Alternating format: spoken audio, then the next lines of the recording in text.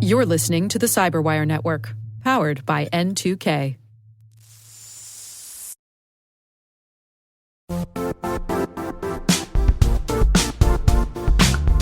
We've all been there. You realize your business needs to hire someone yesterday.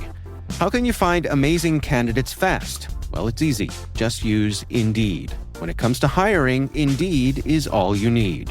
Stop struggling to get your job post noticed. Indeed's sponsored jobs helps you stand out and hire fast. Your post jumps to the top of search results so the right candidates see it first. And it works.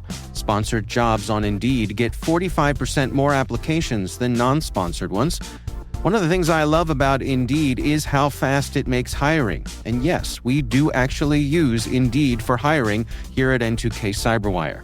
Many of my colleagues here came to us through Indeed. Plus, with sponsored jobs, there are no subscriptions, no long-term contracts. You only pay for results. How fast is Indeed?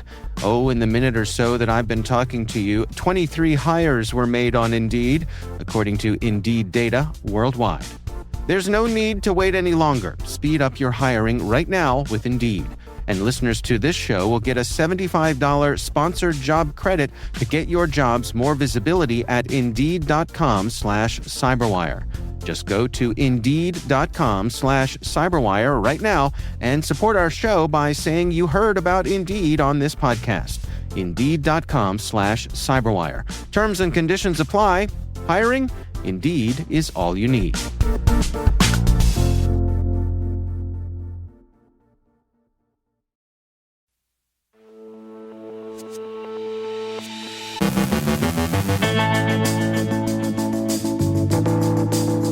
F5 discloses long-term breach tied to nation-state actors. PowerSchool hacker receives a 4-year prison sentence. Senator scrutinizes Cisco critical firewall vulnerabilities. Phishing campaign impersonates LastPass and Bitwarden. Credential phishing with Google careers. Reduce effort, reuse past breaches, recycle into new breach. Qilin announces new victims. Manoj Nair from Snyk joins us to explore the future of AI security and the emerging risks shaping this rapidly evolving landscape. And AI faces the facts.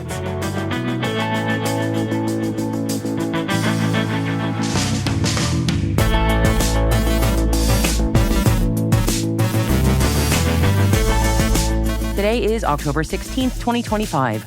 I'm Maria Varmazes, host of T- Space Daily, in for Dave Fittner. And this is your CyberWire Intel Briefing.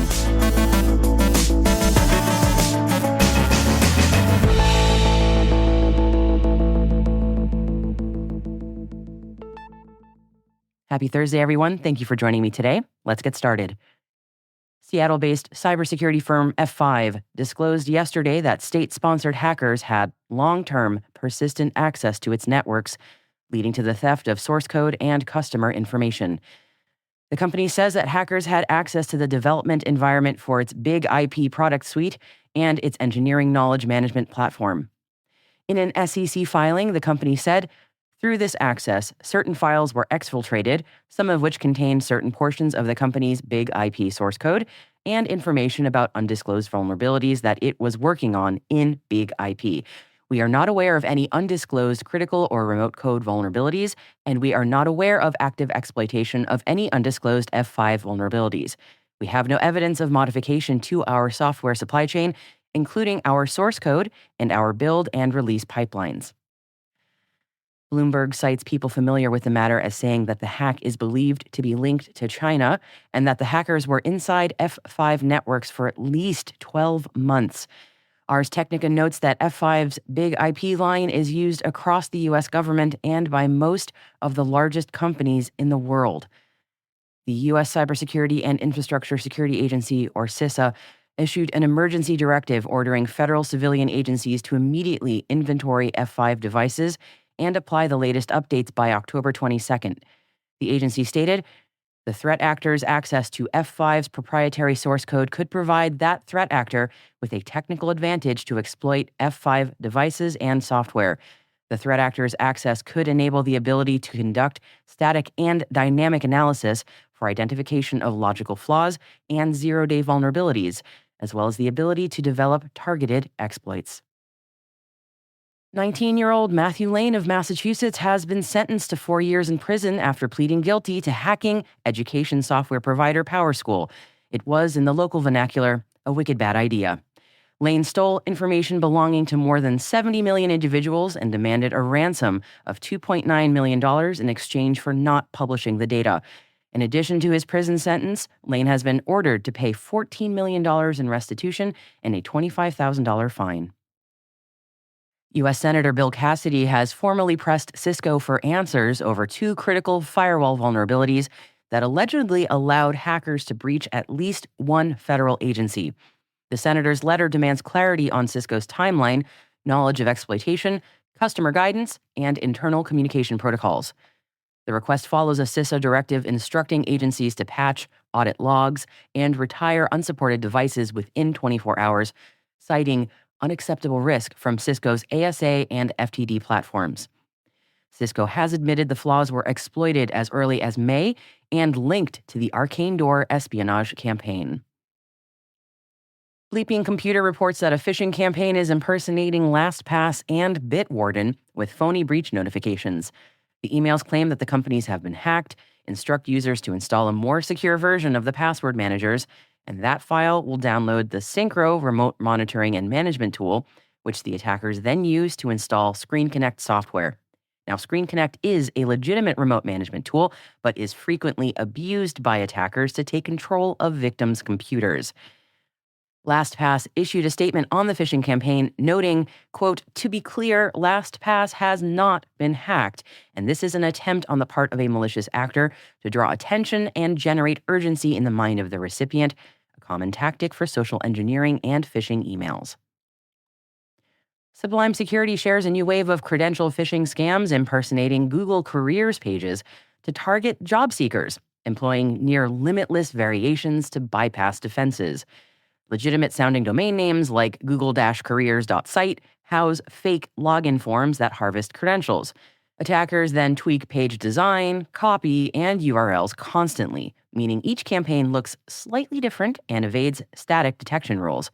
Very clever. The scammers also exploit password reset flows, job alerts, and recruitment messages to lure victims. Sublime Security warns that these campaigns are effectively infinite in variation, making them harder to hunt and block using traditional signatures or rules.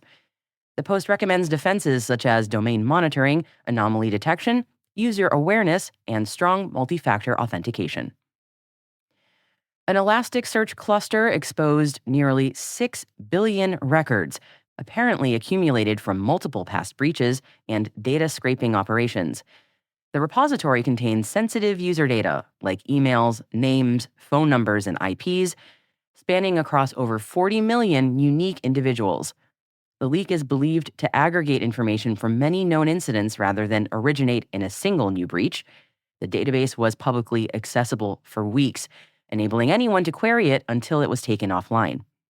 Even though the data itself isn't newly stolen, its centralization magnifies risk, making it a rich target for opportunistic cybercrime. Ransomware group Qilin has publicly listed new victims after recent attacks, expanding its victim swap in the ransomware underworld.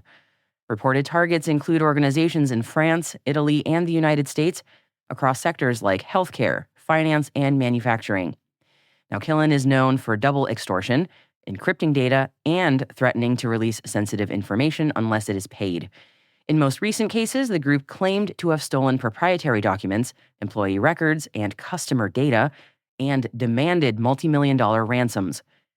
Analysts warn that Qilin's pressure tactics are intensifying, with shorter deadlines and more aggressive leak strategies. Organizations are urged to verify their backups, strengthen segmentation, and monitor for signs of reconnaissance.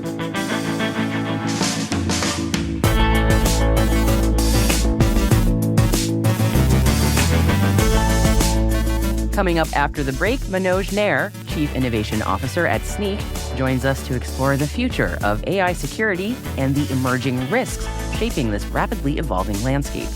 And AI faces the facts. Stick around.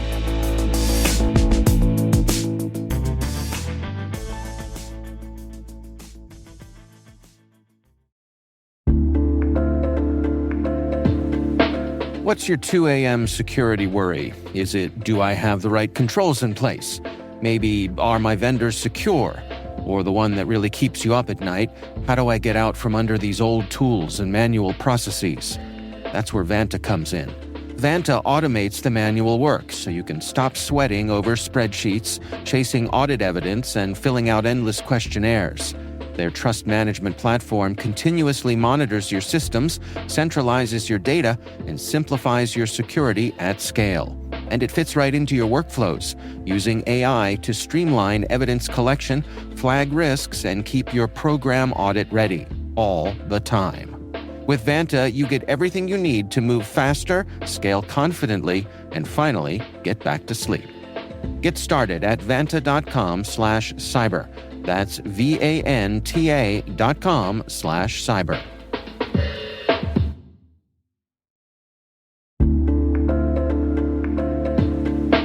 And now, a word from our sponsor, ThreatLocker, the powerful zero-trust enterprise solution that stops ransomware in its tracks. Allow Listing is a deny-by-default software that makes application control simple and fast. Ring fencing is an application containment strategy, ensuring apps can only access the files, registry keys, network resources, and other applications they truly need to function. Shut out cybercriminals with world-class endpoint protection from ThreatLocker.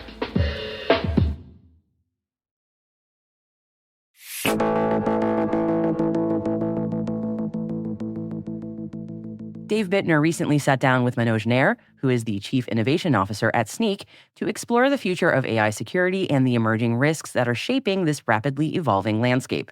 Here's their conversation. So today we're talking about AI security and your outlook on that. I would love to start with some high-level stuff here, if we could. Can you give us your perspective on sort of the state of things when it comes to AI and security? Where do you suppose we find ourselves at this moment? I think we're at the very early innings of really understanding the security risks for AI. I think like every wave in technology, we are, about probably in the first few innings of adopting the technology. But security is usually the, following the actual technology innovation. And so people are starting to understand the risks, but kind of early in understanding, what do you do about the risks? And the risks are also, just emerging as we speak. Well, we've seen transitions over the years. You think about folks moving to the cloud and things like that.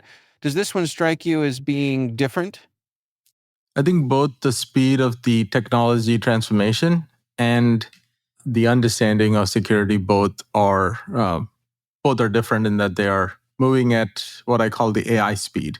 I think the good news is there's a bigger understanding when I talk to a lot of very large companies and CISOs and enterprises. I think, for example, just contrasting with the cloud era, that took a few years, several years after cloud became mainstream, I think, for the security professionals to truly understand that the risks are different and they need to own it and do something different. I don't see that with AI. I see a leaning in of the security teams, wanting to know what to do different, wanting to be close to the business, enable the business, understand the risks, understand that they cannot be just saying no. And so there's a lot like that. That for me is a pretty marked differentiation between these two technology waves. Well, let's dig into some of the risks. I mean, what are some of the things that are top of mind for you in terms of the things that have your attention and your concern? Let me break it down maybe into a couple of the key use cases that we see from where I sit and where the company sits. One of the in our personal lives, AI adoption is it's chat, video, voice, all of these use cases. All of us are using it every day. Our kids are using it, so it's all kinds of fun that we can talk about. On the work front, code has become like the chat like use case, right? So there is. It used to be just Copilot 3 years ago. There are tons of companies here, some that are breaking every record. Companies like Cursor and Windsurf, Anthropic and OpenAI themselves have introduced coding assistants and agentic AI IDEs and agentic orchestrators. So there's 3 generations of code-related innovation that has already emerged in the AI space. And so ground zero of the risks is, the magic of LLMs that we all like is, they're, oh, look at this, they thought of this unique thing. And it's just them using all the training data that they have and manifesting results in different ways that we think is magic. On the code side, we call it hallucinations. And hallucinations are really bad for security. And so one of the biggest things that 3 years ago was education, and today I don't find the CISO is not aware that it is improving. But that security risk is actually profound in that it's much higher than human-produced code. Will it get better? It will. But there's also a human psychology element there where especially the junior developer tends to think that anything that the machine produces is accurate. So that is a huge set of capable risks emerging from that, whether it's SQL injections getting into the code and no one is catching it until late, or package risks, malicious packages. We saw some recent attacks over the last few even weeks where people are creating malware in open source packages. And these LLMs are hallucinating packages that don't exist in a predictable way. So they go post malware. It's called typo squatting. So all these terms are emerging, these risks are emerging, whether it's code or the packages or the supply chain. So there's a new set of, I would say, coding and supply chain risks emerging with just the first use case, right? And I'll pause there because then there's that next set of things that people are doing with LLMs. Well, so before we get to the next step, let me ask you this. I mean, have we hit the point yet where it's worth it, where it's not just aspirational to hope that these LLMs are going to actually return on their investment from a coder's point of view? I think the productivity is there. I do see some occasional research that says, they're because of so many other things that they now have to do. If you think about a typical engineer these days, there's research that we have done, others have done. This is, you don't spend more than, let's say, somewhere between 10 to 30% of your time coding. So if you truly look at the full software development lifecycle, you got to understand that AI has got to impact all of that. And we are seeing innovative companies who are trying to impact that entire software development lifecycle, all the way from design to code to test. And until that happens, and that happens with proper guardrails, it is hard to find that full productivity impact that's promised. But today there's that euphoric moment where some of the busy work can go away. Or if you're not a regular developer, you're now able to code again, or this term citizen developer emerges. But I talked about my 2 roles. I love that my marketing team, that some of them who have never looked at code before, are able to use some of these vibe coding apps and create technology. That doesn't mean I'm going to just deploy that in production without a lot of checking and security guardrails. So the pain moves somewhere else, and to truly get the full productivity benefit, which I'm a believer that we will get, you do need to have the proper, expansion of both the technology guardrails, like AI that can secure AI might be a simple way of thinking about it, but also AI that can test AI that can do PR checks for AI. So new innovation needs to figure out what is the new set of pain points it's creating, and then find solutions for that too. That's happening. It's happening real time. Well, given these realities, what's your advice then for the folks who are charged with protecting their organizations? What are your words of wisdom? My first question I ask any CISO is, do you know what the devs are doing in terms of building Gen AI apps and LLM apps and MCP servers into their code? And the answer is, the answer. And so start with visibility like everything else. Where's the shadow AI happening in your organization? I've been on calls where CTO and the CISO are both on the call, large organization, and you ask the question, how many models do you have in production? One goes, we don't deploy AI right now. You can imagine this is a security professional. And then, the other build side team goes, thousands. And so Right. This is the dichotomy that's there. So start with visibility. And once you start with visibility, then just follow, traditional strict security principles. Like you're not going to say no because the pressure is from the C-levels and the board. Can you work with your, technology counterparts to figure out what's the proper governance model? Do you need to use every one of the 2 million models in Hugging Face? Does the dev team really need that access, or could you find a few secure ones? Then, of course, as a security professional, you're going to find what tools allow me to know how do you approve and disapprove some of these models. And so this back and forth, like collaboration is key, visibility is key. Finding tooling that can move at the pace of AI is key. So find, who are the providers who are being very innovative, because you're not going to see it from most of if you're a security professional thinking that my traditional endpoint or traditional network company is adding some AI features and that's going to help me here. The problem is AI is really code and it's being built and it's being downloaded. We call these terms inferencing, using GPUs to run these models. All of that is very dynamic. It's going between acting and inferencing and using data fairly quickly. So what are the dynamic set of capabilities I need as a security professional to allow the team to be very innovative while sensing and reacting and putting governance in place and putting visibility in place, but also figuring out how do I really know how the model is behaving after deployment and bringing all of that data back to continuously update the policy. So something like that. Like one is just educate yourself.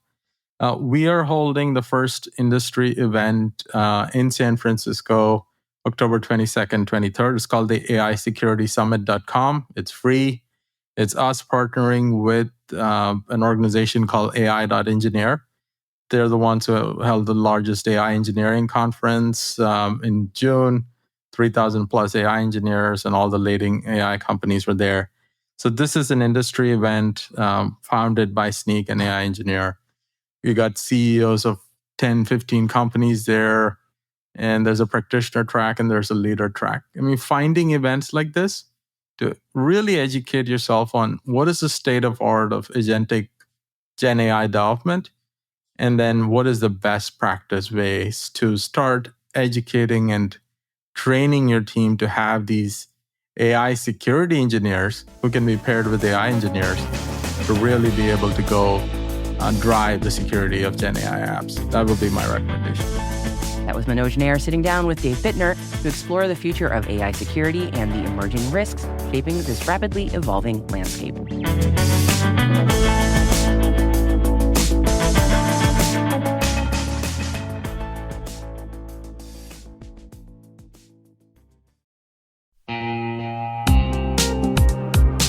At Thales, they know cybersecurity can be tough and you can't protect everything. But with Thales, you can secure what matters most. With Thales's industry-leading platforms, you can protect critical applications, data, and identities, anywhere and at scale with the highest ROI. That's why the most trusted brands and largest banks, retailers, and healthcare companies in the world rely on Thales to protect what matters most: applications, data, and identity. That's Thales.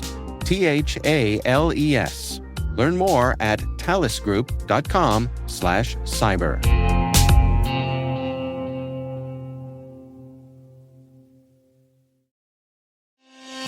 At Thales, we know cybersecurity can be tough and you can't protect everything, but with Thales, you can secure what matters most. With Thales industry-leading platforms, you can protect critical applications, data, and identities, anywhere and at scale with the highest ROI. That's why the most trusted brands and largest banks, retailers, and healthcare companies in the world rely on Thales to protect what matters most: applications, data, and identities. That's Thales, THALES. Learn more at thalesgroup.com/cyber.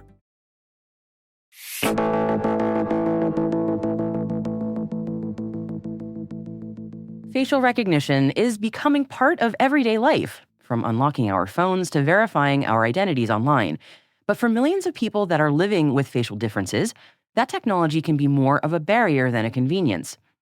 There's new reporting from Wired that reveals that some individuals are being locked out of their essential services, like renewing driver's licenses, accessing financial accounts, or even just verifying their identity, simply because the systems can't recognize their faces.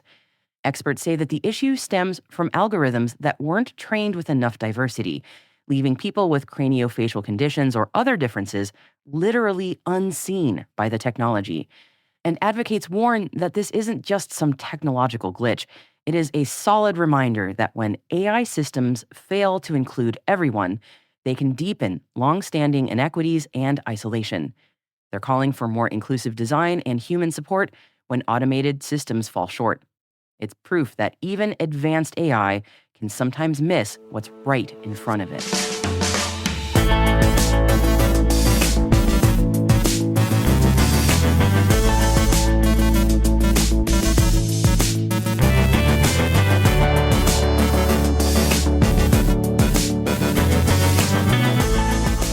And that's the CyberWire Daily, brought to you by N2K CyberWire.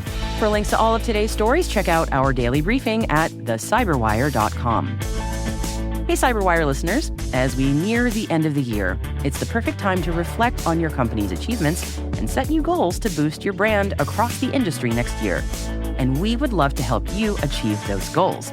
We've got some unique end-of-year opportunities, complete with special incentives to launch 2026. So tell your marketing team to reach on out. Send us a message to sales@thecyberwire.com or visit our website so we can connect about building a program to meet your goals. We'd love to know what you think of our podcast. Your feedback ensures we deliver the insights that keep you a step ahead in the rapidly changing world of cybersecurity. If you like the show, please share a rating and review in your podcast app. Please also fill out the survey in the show notes or send an email to cyberwire@n2k.com. N2K's senior producer is Alice Carruth. Our producer is Liz Stokes. We're mixed by Elliot Peltzman and Trey Hester, with original music by Elliot Peltzman. Our executive producer is Jennifer Iben. Peter Kilpie is our publisher. And I'm your host, Maria Varmazes, in this week for Dave Bittner. Thank you for listening. We'll see you tomorrow.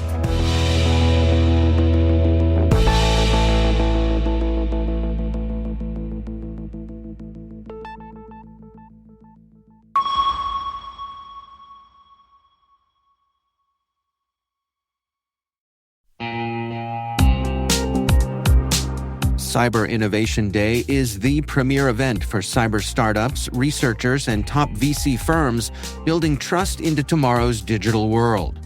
Kick off the day with unfiltered insights and panels on securing tomorrow's technology. In the afternoon, the 8th annual Data Tribe Challenge takes center stage as elite startups pitch for exposure, acceleration, and funding. The Innovation Expo runs all day, connecting founders, investors, and researchers around breakthroughs in cybersecurity. It all happens November 4th in Washington, D.C. Discover the startups building the future of cyber. Learn more at cid.datatribe.com.